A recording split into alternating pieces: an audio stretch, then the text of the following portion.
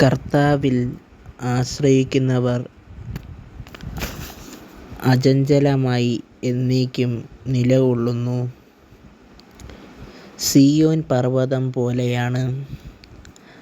പർവ്വതങ്ങൾ ജെറുസലേമിനെ ചൂഴ്ന്നു നിൽക്കുന്നതുപോലെ കർത്താവ് ഇന്നും എന്നേക്കും തൻ്റെ ജനത്തെ വലയം ചെയ്യുന്നു. നീതിമാന്മാർക്കു നിശ്ചയിച്ചിരിക്കുന്ന ദേശത്തു ദുഷ്ടരുടെ ചെങ്കോൽ ഉയരുകയില്ല.